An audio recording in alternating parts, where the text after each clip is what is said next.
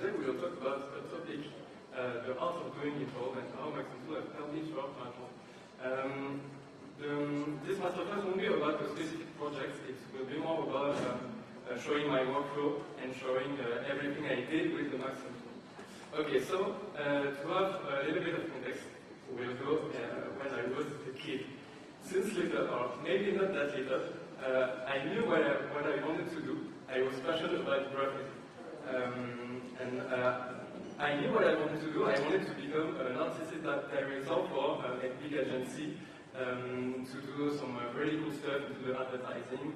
And I was pretty sure all my life would go, but I think I was wrong.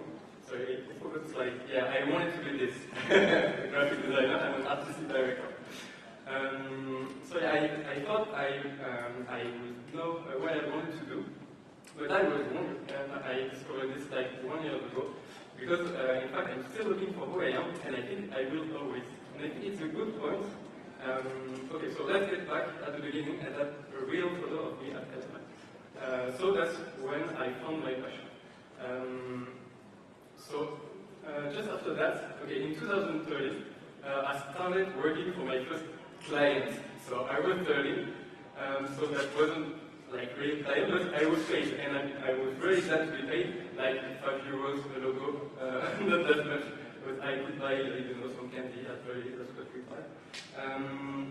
Okay, and so after a lot of things happened, and I will show you a lot of stuff of what happened, some tutorials and some cool things. Then today, and I put a photo of me at the Burnout just to show off a little, because I'm proud. And at the end, I will what will be the future. Okay, first off, there is one main tool that has helped me during my creative journey, and I just want to ask you the question, can you guess what is my main tool? If I'm here with Maxon, maybe you have a little hint. Can someone guess what is my main tool? Cinema, of course, congratulations. Sorry, Maxon, they told me that there is a new logo, and I know, but I wanted to put the OG logo because that was my favorite one, and that's the one I started with.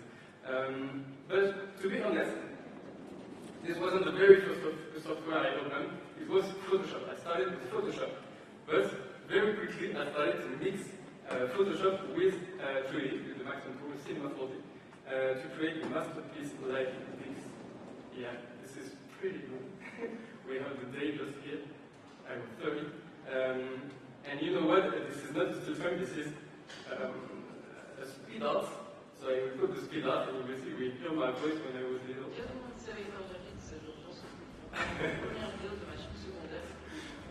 Okay, so and you can see all the old software and the old Cinema 4D logo. Okay, that's the result. Very good. Can we have some applause for this result, please? Yeah, thank you so much. And I had that much knowledge that I even did some tutorials on Photoshop and Cinema 4D. Okay, we won't show the result because it's not good. Sorry. So I wanted to show the very first result I did with Cinema 4D and Photoshop when I thought my skill was good enough. So it was paying off for YouTube because I started to create for YouTubers specialized in gaming. So they had a YouTube channel, and that was my first client, as they said when I was 30. And I started working for them.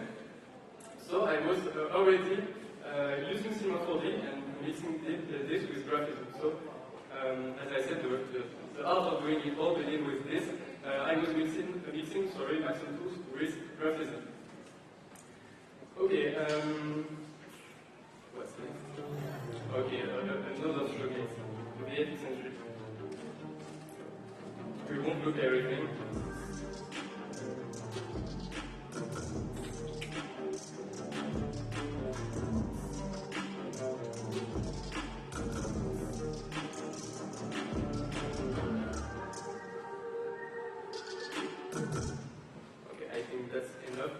Just to show you that after I was doing graphism, I was even doing a video for music videos.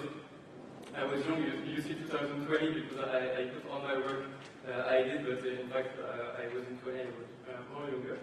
But yeah, so I used to do some VFX as well, using still Cinema 4D to put some 3D on my shots. even to put some holographic stuff with Red Giant, if you know, with Universe. So, okay, also mixing Maxon tool with video. So I was exploring myself because I didn't know what I wanted to do, even if I knew I wanted to be like an artistic director in graphism. I wanted to try like everything to see what I like and what I didn't like. I even did it with photography. So I started photography, and it was more easy for me to edit because we are not in the video, so the shots are not moving. So we can take more time into one still frame to edit it. So it was simple edit, but sometimes I also added some 3D. You can see the butterfly of the very first photography. And I wanted to push the photos to have something in motion. So I started to do cinematograph. When you have you start with the photos, and you just want to animate it. And maybe some of you recognize the holographic effects from Red Giant. I did some motion design with the text, etc. And I wanted to push it more and to start adding 3D to my photos. So I did a shooting with my girlfriend, and I was like, okay, maybe we'll try to add some big tennis balls because we were on the tennis field. And that's when I started to very dive into the 3D, at least at first.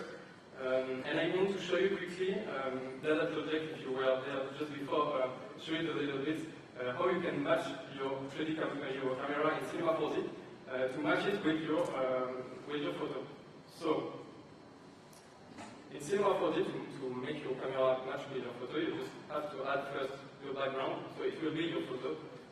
If you didn't set the ratio first, it will be very stretched and low res, so you have to make the resolution higher, and to go to the ratio of the photo, the resolution, and to make it match with your photo. So you have your image unstretched. I will just change the color, okay. And then you have your camera, and there is a tag that exists in Cinema 4D, it's called camera calibrator. And if you add it, you can choose two modes. You can add line or add the grid. I will go with the line. So you just have to make your line match with the real perspective of your photo. And you can attribute an axis to the line. So for example, the x-axis, the y-axis, or the z-axis. And once you've done it with all the axes, you get your camera with the right perspective automatically. So once you view your photo from your camera, you can add any object, and it will follow the perspective of the photo, so you can add anything, it will be correct. So for example, here I just added the floor and some sphere to mimic the tennis ball, and that's how I could have the same perspective into Cinema 4D. So quick tip if you want to add some 3D into your photo. Okay, so I was mixing a Maxon tool, with photos. And also in the same time, everything I show you happened at the same time. I didn't really start with graphism, then doing videos, then doing photos, etc. It was all in the same era. I did it back with graphism, because I studied in graphism. So I did some posters and some. It gets old a little bit right now. I'm not sure I like it anymore. But I'm mixing 3D with graphism. I even did my one of my study projects, a whole brand. I had to design the whole brand, and I get back to Cinema 4D to add some 3D. So for example, here all the animation is made in Cinema 4D. Same up there, and I even started to modelize more, because before I wasn't modelizing a lot. I was kind of bad, so with this project I could level up a little bit. So it was cool for what's coming after. Okay, so I was mixing Maxon tools with everything, and this is the moment it will get a little bit more interesting, because I have a friend that told me you should post your work on TikTok. And I said, okay, but I need to find a concept that fits with the platform, because I wanted to come on TikTok with a concept that fit the platform, because I didn't want it to post graphism or photo, some still graphics, only interesting. So I thought about a concept. I did it a few years back just on my Instagram story, and at this time only my family and my friend were following me. I was just going outside with my phone, taking some photos in my city, and go back at home and photoshopping it to make some, weird and fun stuff, and put it back in my story. And it was just for fun, but some friends believed it, and even some friends went on place to see if it was real, because they thought it was real. So there were nothing, because it's all Photoshop, but I was like, okay, maybe there is something I can do for TikTok, because, it's kind of a live content, it worked well, you don't know if it's true or if it's edited. But I was like, okay, to go on TikTok, I need to do it in video, so I need to learn more in depth 3D and how to mix 3D with the video and have it more realistically possible. So I started to do this, and these are some of my first examples I did, mixing me filming outside with my phone and putting some 3D effects on top of it. So yeah, for concepts it was more like for humoristic concepts, not very serious, but it was cool. And I want to show you another one, this one, because I have a fun anecdote on this one. Like the previous example, I just did it for fun, and I show it to my dad because my dad is a fan of car. And I show it to my dad, and he said, okay, can you do the same with the front plate? And I was like, okay, but it will be the exact same video, but just with the front plate. I don't see why I should do it. But because I love my dad and I wanted to make him happy, I did it. So that's the video. Sorry, I did it before with the front plate. Now with the back plate, and I showed him. He was very happy, and I was like, okay, now that I have my video, I can just post it on TikTok, and we will see, but it will be the exact same video I did before. And you know what? This was my first video that went viral. And now I'm looking at it. At the same, I didn't even have a render in Cinema 4D. It was a standard render, so you can see all the aliasing on the plate, all that stuff, so not really realistic. But this was the first video that went viral, and that made us more than 6 million views, I guess. So if you want a quick advice, always listen to your dad if you want some buzz. Okay. So I started to do more video, and it went pretty well, and it gets a lot of views because at this time it wasn't a very famous concept, mixing just video, filming with your phone, like amateur video, and putting some realistic 3D effect on top of it. Now it's very famous because it's FOH, fake out of home, and a lot of brands are using this format to promote their brand. Maybe you saw it on social, when the typical FOH is like a giant product in the middle of the street, sorry. But back then it wasn't very famous, so I think that's why it went viral on TikTok. And who smelled the opportunity when they say that many views? The brand. And that's the moment I started to work with real brand and bigger brand. They trusted me to work on this format. First, it was just for my account, so more like partnership on my TikTok. So I did some videos with their product and posting them on my TikTok. But this example asked for their account because I said, okay, I can post on my account, but you know what? We can do this concept for your brand. So I started to do this. And here it is, another quick tutorial to show you how to put some realistic 3D effect on top of an iPhone video. So we'll dive into a quick tutorial if you want to recreate this effect. The first thing to do is just to shoot a place, so I shoot my apartment, my table. Then we will do a 360 photo. Okay, perfect.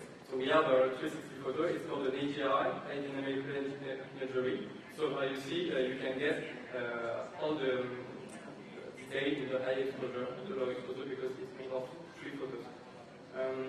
Then you have to import your rush to track it. I do it in After Effects, but you can also do it in Cinema 4D, it's okay. I'm used to After Effects, so I start to track my shots into After Effects. And there is a direct bridge to put it on Cinema 4D. So I put it on Cinema 4D, I export it into a C4D format.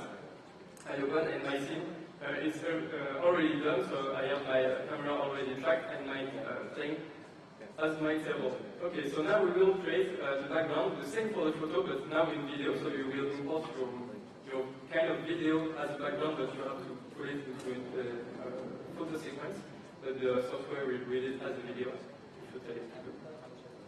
So you put it as an animation, so every frame will be animated. So you will see, now we have our video backplate. And then we will add a simple sphere just for the tutorial. Okay, so it's tracked well. At this point, we need to do three things. The first thing is to add a metallic matter. Why a metallic matter for this tutorial? Just because I will show you an example with the metallic, because we will see all the reflection of the HDRI we captured just before of my apartment. Then we need to add the HDRI background and to add a texture projection. And this will get a little bit technique. But why to add a texture projection, we'll understand better on this example. Okay. The projection texture is like when you have your camera filming your initial rush, you need to tell it, okay, project what you see on the table to have the texture on the table. Because if we didn't do this, we have a drift underneath the sphere. So if I took this example, if I film a scene here and I put a metallic sphere, it will never be on the floor as all my room is captured in an HDRI. And you have to imagine that an HDRI is like an infinite sphere and you cannot not have a contact with your object.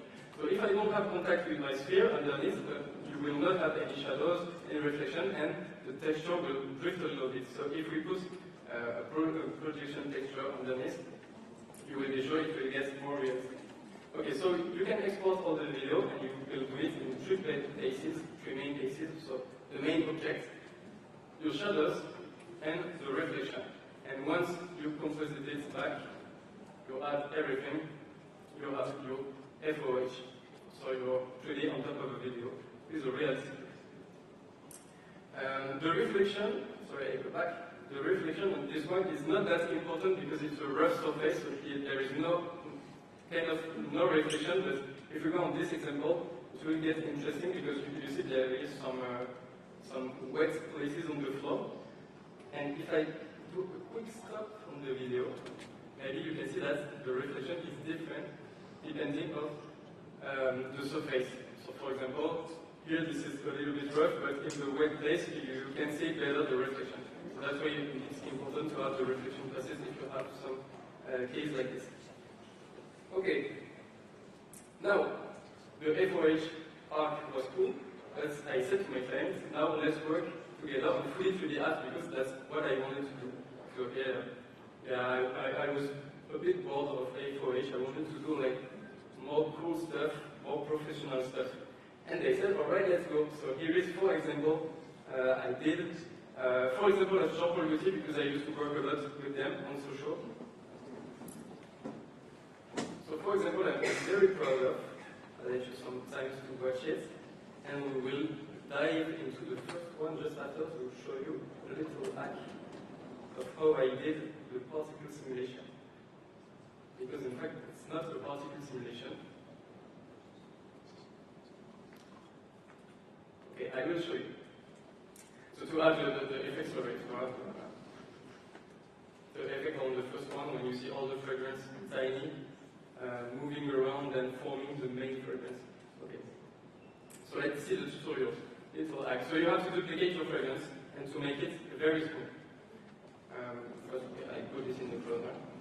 The cloner, you need to put it in object mode. So every fragrance will be cloned into the surface of your fragrance. We do it like really tiny to make it like it's a particle simulation. We can increase the count of the fragrance. Okay, perfect. We put it in surface. Okay, this instance. Okay, and I will show it as a point in the viewport to not have many fragrances because otherwise it will be a little bit slow. So I show it as a point. So every point is a tiny fragrance. Okay, and what we will do with all the little points, we'll add some effectors. And the first one is a plane. And what does a plane you can affect every point with, for example, here the y-axis. So the y-axis we put it up if you increase or down. And sorry, put it a little bit fast. We go back. Okay, so that's the plane axis. But after we'll add a randomizer. So randomizer will just randomize all the particles inside the cloner object. And if we put it in turbulence mode with an animation, so you can change the animation speed and the scale of the randomizer.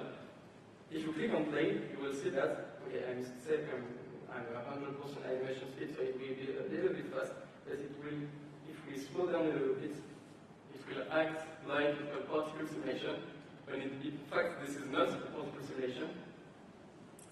But it's pretty cool to have a full control over it after to reconstruct our product. Okay, now everything is moving, but if we add a linear field, so a field is like a field when you can control all the effectors you apply. So we will control the randomizer and the plane effector. So the plane effector make our particle go up, and the randomizer make the particle randomize. So if we add the linear field is everything below the linear field will be affected, and everything above is not. And we can invert if we want. So in our case, everything on top of the linear field will be affected, and everything lower will not. So you can see we already start to get our animation. But in order to have something more smooth, because here you can see that the transition is quite hard. We have some other effects on top of it, and the other effects are called a delay. So you have to go in your effector. So for example, here we act on the randomize. We add a delay, and we will do it on the plane as well. So everything will be very smooth. I put it at 100% to see the difference, but for me it was too smooth. So we can just lower the value of the delay, and you will see that now we will have a cool animation, very smooth, not too smooth. Okay, and we have our main fragrance recreated. And if we want to show all the fragrance, here it is. Now they're all in the same direction, but if you add another randomizer but acting on the rotation, every particle will be, we have a randomized rotation, so you can have the effect I did on the advertisement. Alright. Okay. Now a new part.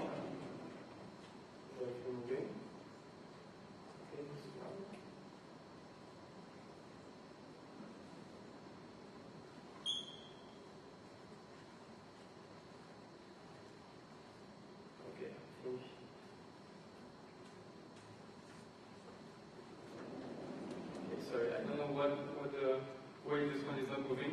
But here is, for example, before it was more like social, and now it's more for TV or for POS, point of sales, or on screen inside the stores.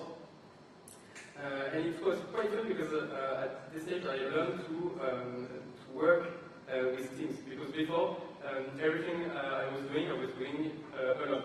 I never really worked in a team.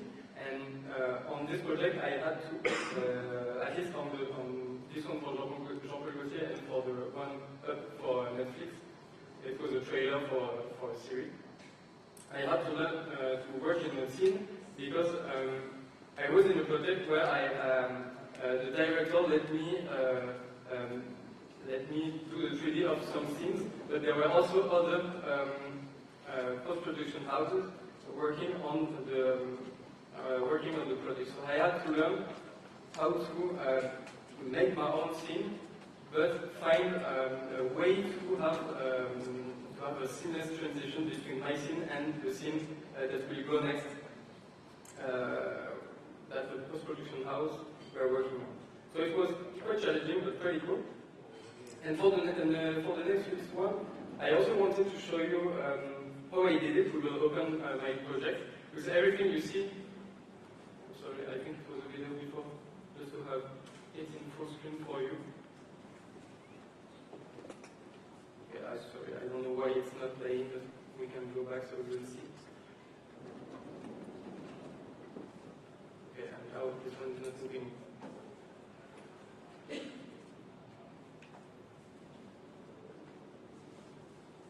Okay, sorry, you won't see it in movement.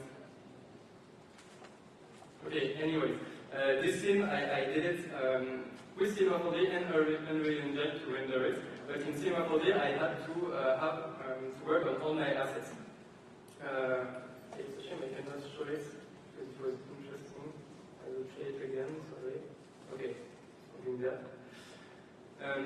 All the crowd, the two people on the center, and the jury, these are three rappers. I scanned it with my phone, and then I imported into Cinema 4D to destroy them and to put it into some particles. But these are not real particles. Once again, I had a little hack. It's just, you know, when you are scanning someone and you import it into Cinema 4D or any other software, you get a mesh of your model.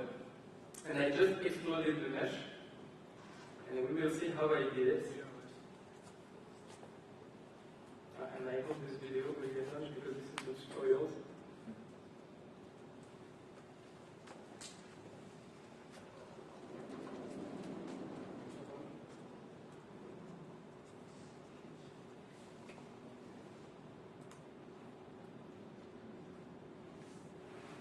So any idea you don't know why it's not okay? We'll try again.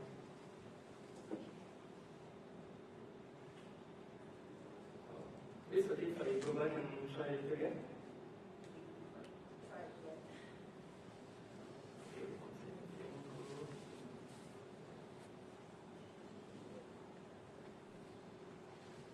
Okay, so okay, cool. So here is my Cinema 4D scene. So this is my scan of the actor, and I destroy it as I said. And I work also with effector and field, as I showed you earlier on the Jean-Paul Gaultier example. But this is a little bit different because, so at first you have your mesh, and because we can see all the meshes, I remesh it in Cinema 4D, so you have a square mesh. But for the head, I kept the original mesh because it was more detailed and I wanted some detail on the face. But once I have my mesh, I added an effector that is called polyFX. We can see the little the purple triangle here. But if I apply it to my mesh, it will explode my mesh, and then I can control it with effector and field. So if I explode this, you see that everything is a mess. But in fact, I will explain what's happened.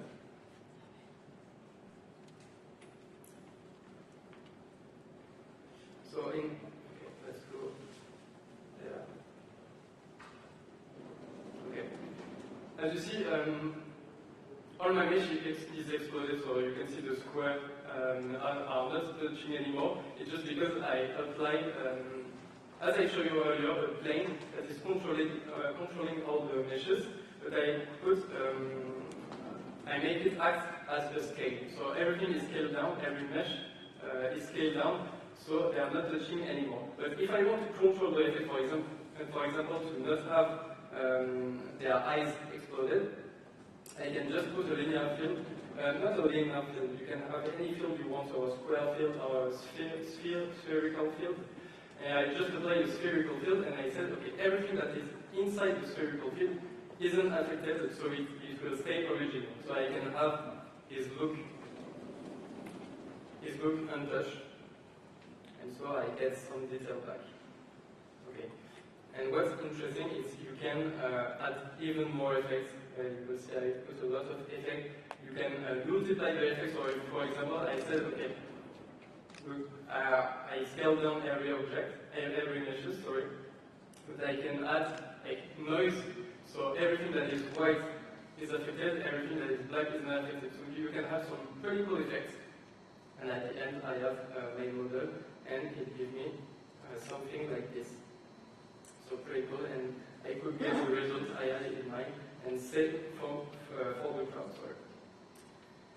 Okay. So at this time, I was pretty happy because, as you said, I was using a lot 3D, and that's what I wanted to do. I worked for a lot of brands, and even brands I couldn't dream of working with, so I was pretty happy. It was really cool. I was really paid. I could even buy a flat, and I was really happy. And I think, okay, at this moment, maybe it's time to reimpose Maxon for the first year. I was cracking the software. Sorry, Maxon. Now I'm paying the software. Okay, but at this moment, I thought I had found who I was. But I said at the beginning that at the exact moment that finally I understand that I'm still looking for where I am. Because at this exact point, everything was working well, but I did a burnout. And this was not a cool moment, but a moment that I can understand a lot of things on me. Because this burnout, you know, when I used to work, I'm always in a rush, then I do a pause, and then I start working again. And I think for a lot of creatives that are working for them, from their passion, work like this cycle. So they always in a rush, then they do a pause, and then they go back to work. But this one was different because I get a rush, a really intense rush, and then I did my pause as usually, and I go back to work, but I didn't have the passion anymore. And it was weird because every project I get was were really good, like the other one, but I didn't know. I was like, as I said, I felt like I was doing a job to pay the bill. And at first, I was doing this job with a real passion, and even working on some good projects, I didn't find this passion back. So I was like, okay, maybe it's time to change. And it was pretty weird because before in the 3D advertising, I found stability. I was pretty happy, and I didn't know why I did this burnout, why I lost the passion. But then I took some time and I realized a lot of things. I realized that I just wanted something new, that I wanted to create in the physical world. I wanted to become more hands-on, and a lot of things. So what I did is I just stopped working on advertising. I stopped working for clients. Because you know what I wanted to do also is have the control over my final output again. And you know when you are working for clients, even if they give you a lot of freedom, it's always a client. So if they ask for a V2, you have to do the V2. And even if you're really proud of your work, finally it's always the client work, and it's not yourself. So I wanted to take control again. And so I had two choices, maybe many more, but I think about two choices about doing pure art in 3D, maybe do projects on, I don't know, doing some projection or, I don't know, creating artwork, or to do something else, to do object design. Because for me, object design is like you create your own stuff, and at the end, if you want to live from what you do, from object design, you can sell it or create a brand, anything, but people buy it or not buy it, but they won't say, okay, can you change this? Can you do a V2? It won't happen because it's your own object. So I didn't plan to change that rate. I was very comfortable with the 3D advertising, but yeah, it was 1 year ago, and I just changed after like 4 years of working in 3D advertising. So it was really great because I started I restarted from zero 1 year ago, and that's why I said earlier, I'm still looking for where I am, and I will okay. Quick question, just to know if I'm the only one, but who else already changed to get still the way they work? Yeah, okay, that's cool. Okay, congratulations, because that's not very easy. So to do it quick, I started to write a 3D printer because for me it was the easiest way to create some object very quickly and to don't go into factories or anything, and to create a very special object. And with 3D printer you can have anything. So I started to do some stuff, like classic stuff, and I wanted something more colorful because when I used to work in advertising, it was darker, as you see in the example, and I wanted something new, very colorful. So I started to create my own stuff, and I think you can guess on what software, on Cinema 4D. And when I started to work on Cinema 4D and to post it on social, a lot of people told me, Cinema 4D isn't made for 3D printing, you should go on Fusion 360 or FreeCAD, etc. And I can understand why, because Cinema 4D is mesh-based, The other software can be NERDS or CAD, I think we said that way. And I tried it, but I didn't like it. I was like, okay, why did I have to change my software if I already have all my habits into C4D, so maybe I can just stay in C4D and try to explore with C4D. So that's what I did. Here is a quick tutorial on how to print something from Cinema 4D, so you just have to create something. We'll go for a very simple thing in Cinema 4D. It's just a cylinder, because I will told you how the printer can print an object from Cinema 4D. You have to export it in STL, and you always have to go through another software that is called a slicer. And what is a slicer? It will tell your 3D printer how to print it. Because in Cinema 4D you cannot model what's inside the cylinder. If it's empty or if it's filled with some plastic or anything. And on the slicer you can change any parameters. You can go with an empty cylinder. So, for example, here I have something empty, but you can choose a pattern to go inside to make it stronger, to make it harder, and anything. So you have to go through the slicer, and then you can print it. But you first start on Cinema 4D, and that's cool because I was used to Cinema 4D, so I keep going on. And I started a challenge. I said, okay, I will print one object a day for 30 days, just to get some skills, to make some very quickly some mistakes, and to understand why I did this, to correct, etc. And I wanted to post on social, first to say, okay, I'm not doing that anymore, I'm changing. And also to, in a way, engage into other people to be sure I will not give up on my challenge. So I did it, I called it 30 days, 30 prints. I did some videos when I was filming myself, so all in the same days, finding the ID, filming myself, editing the video, printing the object. So yeah, it was a little bit intense. But I did it on social, and I get to my 30 ideas and to my 30 videos, and I was happy. I was doing like in real time, so I didn't cheat to did some episodes before, because I wanted to have a real connection with the community when they can give me some ideas and I can do it. And yeah, I could test a lot of things and know what I could do, what I liked to do, and what I didn't like. For example, this is a pretty weird mirror, wall mirror, sorry, that is rotating. And this is my Cinema 4D file.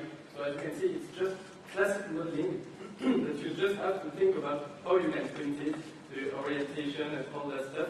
But in fact, I was used to Cinema 4D, so I stayed in Cinema 4D because I could model anything I had in my mind. So that was pretty cool, because once you have your model in Cinema 4D, you can do everything you want. For example, you can 3D print it. You can do some adverts, because if we want to sell it, we have to promote it. And I was used to work in advertising, so that was pretty cool. I could be my own client, that's cool. And you could also export it in different ways. For example, I did a collaboration with Illustrator. And we export my 3D into 2D format. Let's start with the 3D printing. So once you have it in Cinema 4D model, as I said, you can 3D print it. I even created a website and I could sell my mirror. And that was pretty cool, because I could even put the 3D models of the people. This is the 3D model, so if you click, you can make it rotating and all that stuff. So that was cool. I could ship it, but to sell it, I needed to advertise it. I will just show you the advertise, and we will talk about it after, because it's very interesting. Okay, if I will have the same. Okay.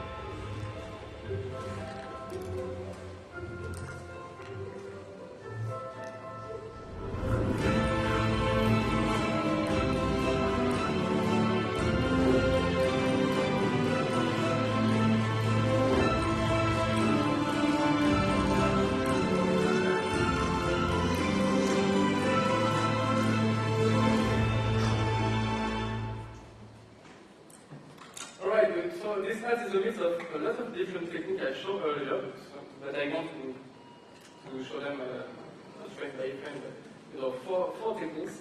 The first one is like we saw the 3D completed on top of the real footage, so like the exploration we saw it.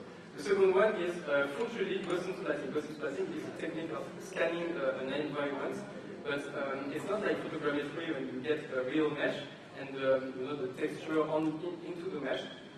With Gaussian splatting, you can keep transparency, you can keep the reflection because it's like really technical stuff, a point cloud, blurs, and depending on the angle you are looking at it, you can change the color, so give a sense, a fake sense of reflection and transparency. Okay, then mixing Gaussian splatting, so all my studio around with classic modeling, the curtains, the wall to have something more fit, because sometimes when you are scanning something in Gaussian splatting, you can get some artifacts. And full 3D modeling for the factory. Okay, so yeah, a lot of different techniques. Everything in Cinema 4D and After Effects for the processing. Then I did a collaboration with illustrator that is called Dan Caffin, very talented illustrator. And that's pretty cool because, as I said, I had my mirror in Cinema 4D, so I can use it as I wish. So we did in a poster in 2D, because why not? But in fact, so I show you a lot of different techniques on how to use Cinema 4D and how I use Cinema 4D. But there is a lot of other things. Yeah. I still use it for photography now. I use it for like packaging to have a sense of how I needed to do it, for AR experiences, for content creation, when I use it from some VFX, for blockout, for AR workflow, and for projection itself. Sorry, there is nothing yet because it's not finished, or the other work are under NDA.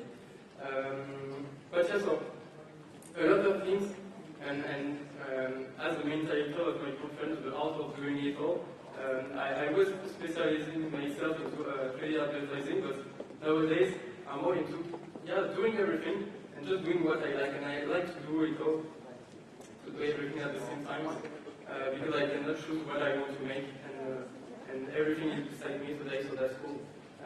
So yeah, a little advice for you is to take time to explore, because you know, I did my burnout because I was just working on professional projects and never on personal projects, and I think that's why I missed. I needed to do some personal projects. Now I do it a lot, and I'm very happy with that. So take time to explore and to see what you want to do. And yeah, if I have a last advice is you don't have to choose one path. You can just choose one tool that lets you explore them all. So for me, it was Cinema 4D. I could explore it, as I said, with graphism, with photography, with video, with advertising, with 3D printing now. So I'm very happy with that. And yeah, I think that's all. And I hope you like my masterclass, that it could inspire you, and that you could understand the tutorials, and you could understand how Maxon tools help you throughout my journey. Thank you so much. Don't forget to stand with your I hope you like it. If you have any questions, feel free to ask. I don't know if you have enough time for this, or otherwise you can just come to me and ask any question you have. Thank you so much.